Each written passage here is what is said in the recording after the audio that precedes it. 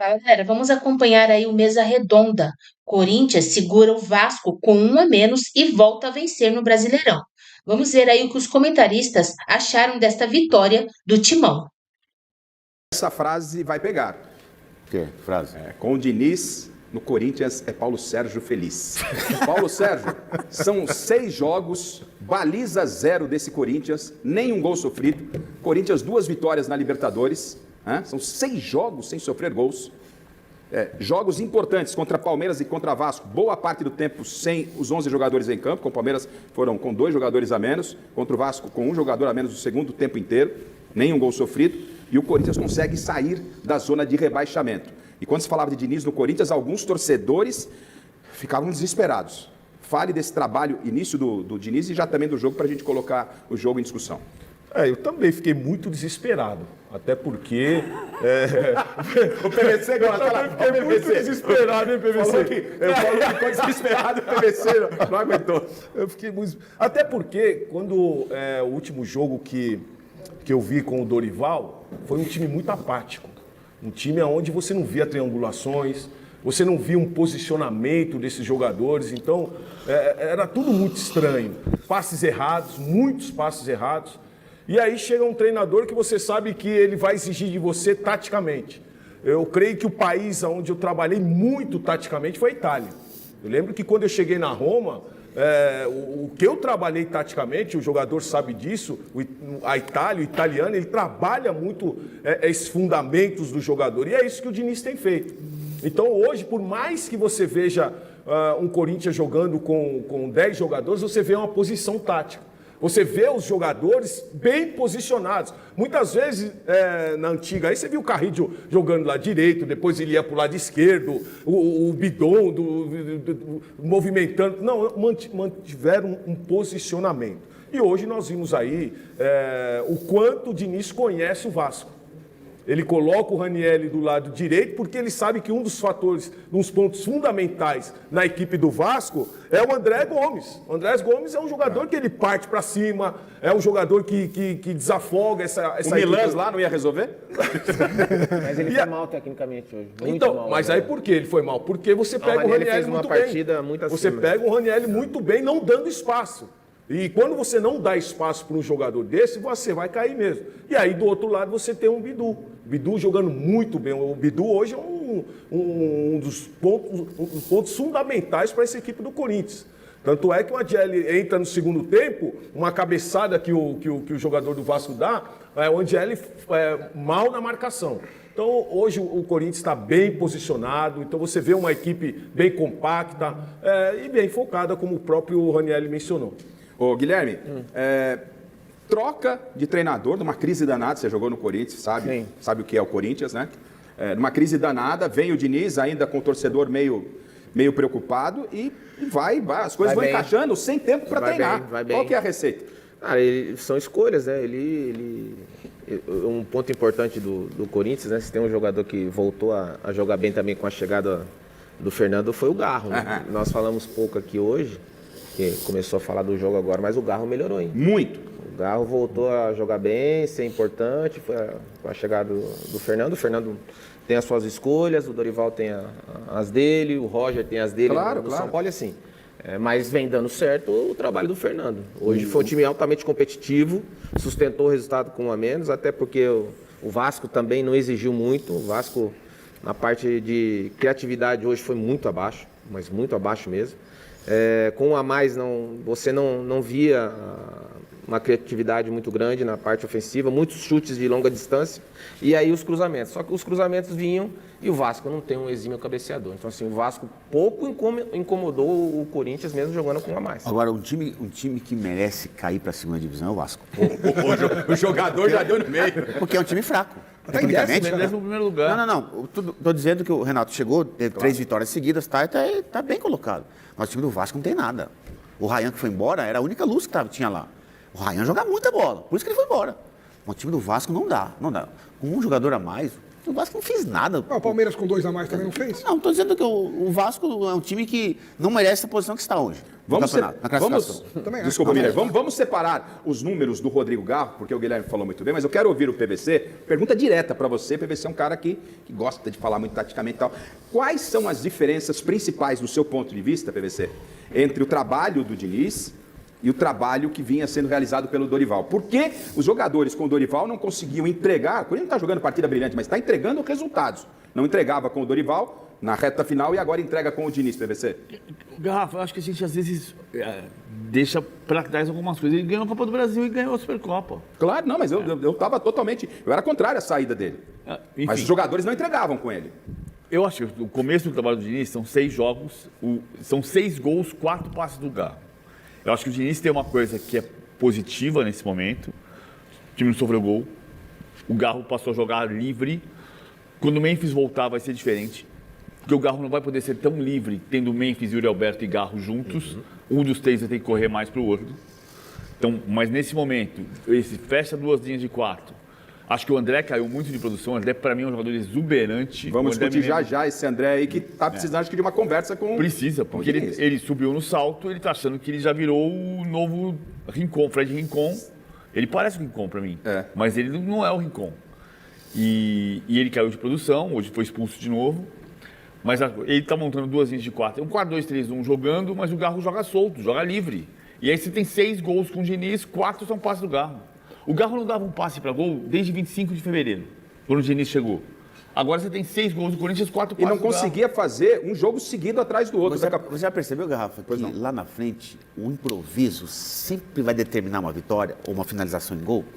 Porque o Bidu, ele lembra bastante, né, Guilherme? O Sorin. O Sorin fazia gol no Cruzeiro direto por conta de... Ele não era um excelente jogador, mas ele ia para frente, ele se deslocava para dentro da área, ia para a marca do pênalti, a bola sobrava, ele fazia. Como é que foi o gol do Bidu hoje? Põe o gol na tela, então. Vamos ver o gol do Bidu aí. Como é que foi o gol do Bidu? Na jogada, inclusive, do Garro, dá uma olhada. Ele passou dentro da área. Ele está de centroavante, né? Ele quase fez Isso que eu estou dizendo.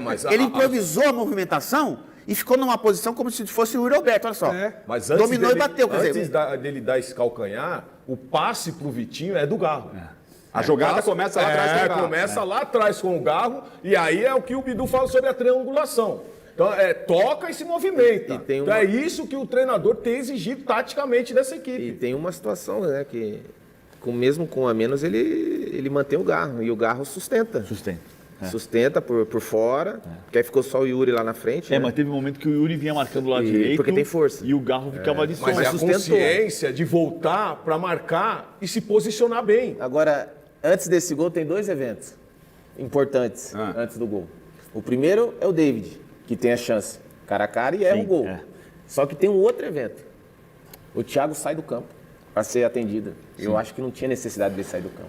Mas ele sai. Sim. E o Vasco fica com 1 a menos. E é no lance que fica com 1 a menos, sai o gol. Sai o gol. Quem tá chegando lá, atrasado lá, ó, é o Thiago mesmo. Antes da gente voltar no André, porque são 2 assuntos que a gente vai discutir, é o Garro, o crescimento do Garro que foi levantado, já que a gente está em cima do gol. A participação importante do Garro. Não só no gol, no jogo. Guilherme, o Garro, ele não era titular, era reserva na queda final do Dorival. Estava em baixa, né?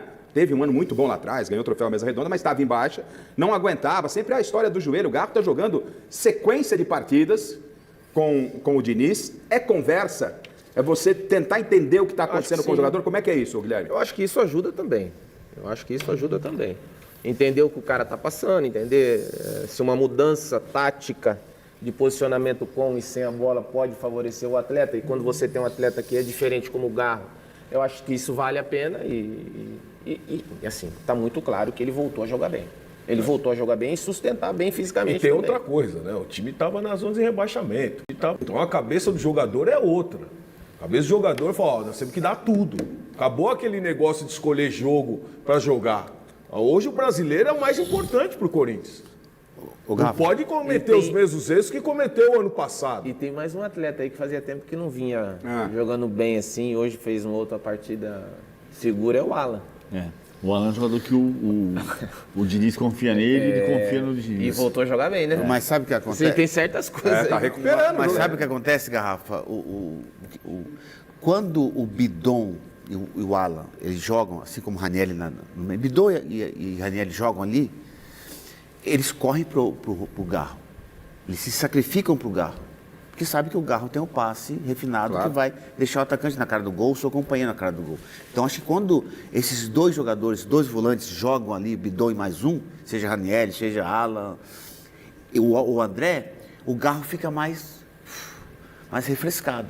Com o Dorival não era assim. O Dorival exigia que o Garro corresse mais para trás também do que para frente.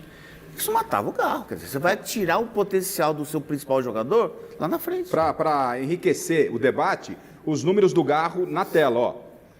Em 2024, a primeira temporada dele, foram 62 jogos, 13 gols e 14 assistências. 2025 já caiu para 38 jogos, só 2 gols na temporada 25 com 6 assistências. Já nessa temporada, com a chegada também do Diniz, 23 jogos, 1 gol, são 7 assistências, mas sendo 4 com o Diniz.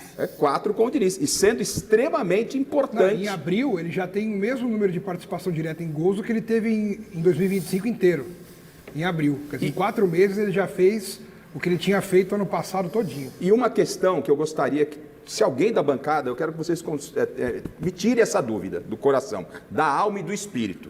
E a gente tem um treinador aqui, ex-jogador e ex-jogadores e 2 jornalistas. Tá? Como é que se explica o que mais se ouve falar, a palavra da moda é, Guilherme, controle de carga. Controle de carga. Não pode. Não, peraí, vem cá, vai subir a escada. Os caras estão pegando o jogador no colo, controle de carga. Aí chega o Diniz sem muita opção, põe o mesmo time do Corinthians para jogar 4 partidas, só não colocou 2 titulares na 4ª porque eles estavam suspensos, Mateuzinho e o André, e os caras estão entregando. Como é que é essa história do controle de carga e o que está dando certo com o Diniz que parece que não dá com os outros, ô Guilherme? Como é que é isso? Assim, no Campeonato Paulista nós jogamos com o mesmo time todos os jogos. Assim, até porque a gente num time pequeno você não tem condições de estar mudando a toda hora a equipe. Você estava no Noroeste, né? Ainda mais o Campeonato Paulista com 8 jogos. Se você começar mal, você não recupera e cai. Claro. Então nós jogamos domingo e quarta com os mesmos atletas e eles se sustentaram. É óbvio, quando você tem um elenco como tem o Flamengo, você pode rodar. E você pode rodar mesmo e os treinadores rodam mesmo. Porque existe a questão da lesão. Não, e tem uma coisa que é assim, né? O Noroeste ia jogar 8 jogos de altíssimo nível e depois parou o altíssimo nível, né? E correndo atrás sempre. Você vai jogar 8, o Flamengo vai jogar 8 jogos de alto nível em abril, mais 9 em maio, e assim por diante. Entendi. Mas não é que você vê o Palmeiras que está repetindo informação também. Entendi. E embora tenha tido lesão. O PVC, uma das coisas que eu tenho conversado com algumas pessoas aí, Garrafa, esses jogadores de time grandes hoje, eles têm que tomar muito cuidado, porque é feito um treinamento no CT. Quando o cara chega na casa dele, Guilherme, ele tem outro staff. Aí ele tem análise de sistema, ele tem o cara que guarda o guarda-chuva dele, o cara que estaciona o carro dele, ele tem o cara que dá outro treino para ele. Mas não é só time de Série A, não. Tem jogador de Série B de brasileiro hoje que já tem o... E isso daí, muitas vezes, é onde vem o acúmulo de carga. Faz um treinamento no CT com o pessoal, depois em casa faz outro treinamento. E muitas vezes é isso. Agora, aí quando o treinador tem essa visão que o Guilherme mencionou aqui, jogou, manteve todos os jogadores. É uma conversa de treinador-jogador. Treinador-jogador, se está bem, vai continuar. Se não está bem, sai. Esses personal que o pessoal tem aí fora, mas eu acho que eles são... Posso estar falando besteira aqui, mas eles são integrados, sim, ao clube. Ao clube, eles têm Não tem. Eu conversei com um time grande... Depende do jogador, né?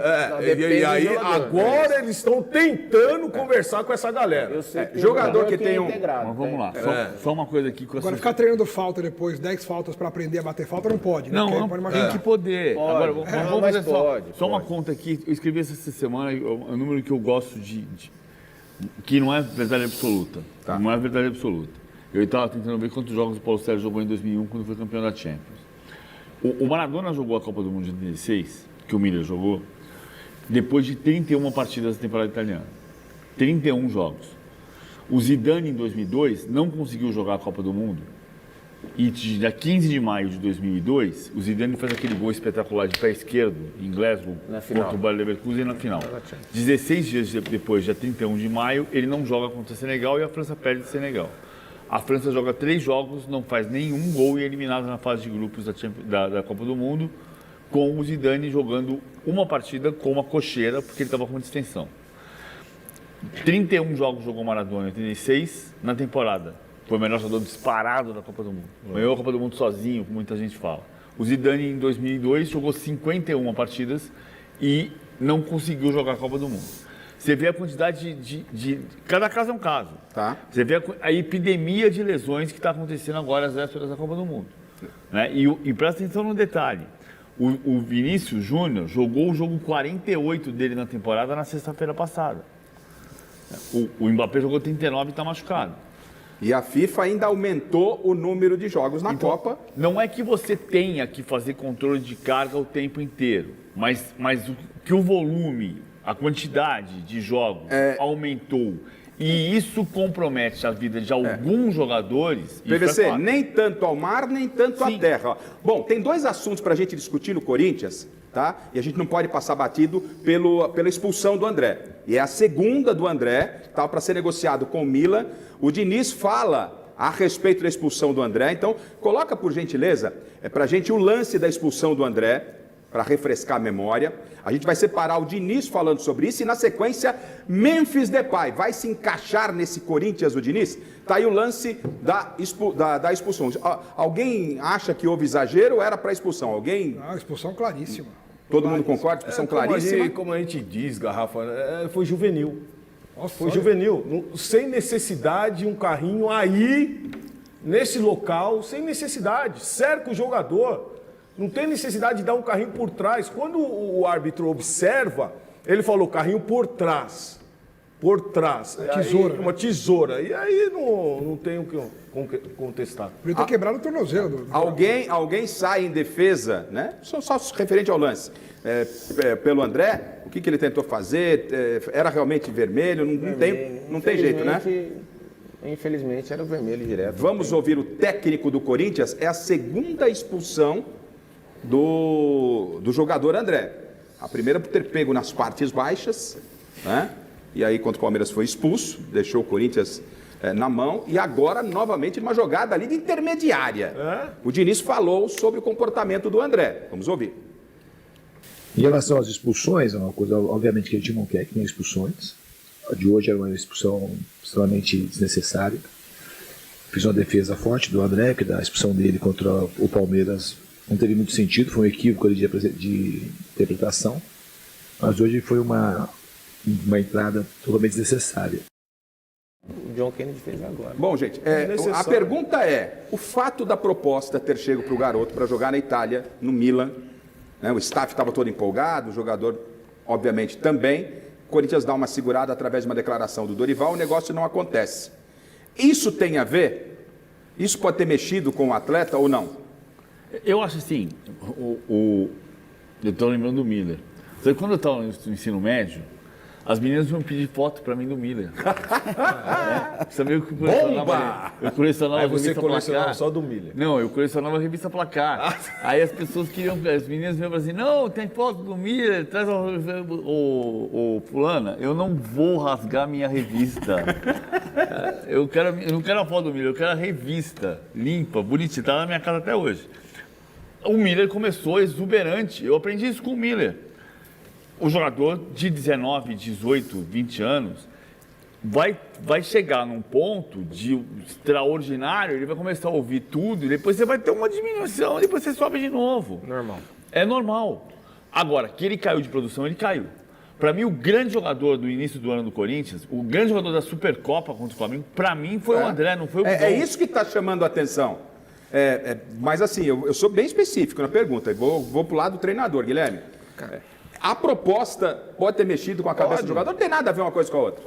Pode. A oscilação emocional de um atleta novo, assim, cara, que sai e você ser titular do Corinthians, novo, jogador importante no título, lógico que mexe. Mexe, pode ser que sim. Mas isso aí é normal. Na minha opinião, eu olhando para ele agora como ser humano, é normal. Ele errou, Ele errou, entrada desproporcional, sem necessidade, como o Paulo falou, não tem necessidade alguma, mas é normal. Ali vai ter que chamar, o Fernando é muito bom nessa situação de relacionamento com o atleta, eu tenho certeza que o Fernando vai chamar, vai conversar, mostrar que não adianta agora, não vai agora, daqui a pouco vai, se não foi para o Milan, vai para a Inter de Milão, vai para o Juventus, daqui a pouco ele vai. Isso aí é inevitável ele sair. Mas essa oscilação emocional também, nessa idade, é normal. Agora, é muito importante a fala do Dorival. Você não está preparado ainda para ir. Do Diniz. Não, Dorival. Na hora da saída foi o Dorival. O Dorival que segura. Foi. Ele fala, você não está preparado ainda para sair. Isso demonstra mais ainda que ele não estava preparado para sair. Agora, a pergunta é... O Corinthians sofreu, mas venceu. Na tarde deste domingo, o Timão recebeu o Vasco na Neoquímica Arena, saiu vencendo com gol de Matheus Bidu e teve um jogador expulso ainda no primeiro tempo. Com 1 a menos, a equipe do técnico Fernando Diniz fez uma partida de muita entrega para segurar o resultado, vencer o Cruz Maltino e deixar a zona do rebaixamento do Brasileirão. Com o resultado, o Corinthians quebrou uma sequência de 9 partidas seguidas sem vitórias na Série A. Chegou aos 15 pontos ganhos e saiu da zona do rebaixamento, empurrando o rival Santos para o grupo dos 4 últimos colocados. Já o Vasco segue na 10ª colocação, com 16 pontos somados. Antes de a bola rolar na Neoquímica Arena, o Corinthians fez uma série de homenagens a Oscar Schmidt, morto no último dia 17 de abril. O Timão utilizou bandeiras de escanteio estilizadas com a imagem do ídolo e levantou um bandeirão no setor leste. O clube ainda usou um drone carregando o uniforme utilizado pelo Mão Santa durante os anos 1990, quando defendeu o basquete corintiano no Parque São Jorge. O Corinthians saiu vencendo no primeiro tempo da partida contra o Vasco, pela 13ª rodada do Campeonato Brasileiro. Apoiado por sua torcida, o Timão começou melhor, dominando as ações no meio de campo, porém levando perigo apenas nos lances de bola parada com Gustavo Henrique, 2 vezes, e depois com Ranielli. Aos 37 minutos, Vitinho achou o Garro livre na entrada da área. O argentino deu um passe de letra para Bidu dominar, girar o corpo, bater de perna direita e abrir o placar em Itaquera com uma finalização de perna direita. O Vasco, que combateu bastante na marcação, não teve grandes chances. Os atacantes David e Brenner conseguiram finalizações no alvo, mas nada que realmente levasse perigo ao gol defendido por Cauê. Aos 44 minutos, André cometeu falta dura em Thiago Mendes e recebeu o cartão vermelho direto, deixando o Corinthians com 1 a menos. Apesar da vantagem numérica nos minutos finais, o Cruz Maltino pouco agrediu o adversário. Com um jogador a mais, o Vasco se lançou com tudo ao ataque e empurrou o Corinthians para o campo de defesa. O Cruz Maltino teve um excelente início na etapa final. Finalizou com Andrés Gomes, Robert Renan e Rojas, mas não conseguiu balançar a rede adversária. O Timão, por sua vez, fez um jogo de entrega defensiva, apostando no contra-ataque. Nos minutos finais, o Vasco foi para o tudo ou nada. Passou a jogar com os 10 homens de linha no campo de ataque, porém saiu de campo zerado. No último minuto, Spinelli teve a melhor chance em um peixinho, mas errou o alvo. O Corinthians também teve a oportunidade de marcar, mas Yuri Alberto mandou nas arquibancadas a única chance clara do segundo tempo. Na sequência da temporada, o Corinthians encara o Peñarol do Uruguai pela 3ª rodada da fase de grupos da Conmebol Libertadores. O jogo será disputado na quinta-feira, a partir das 21 horas na Neoquímica Arena. O Vasco joga no mesmo dia, só que às 19 horas contra o Olímpia, do Paraguai, em São Januário. O confronto será válido pela fase de grupos da Copa Sul-Americana.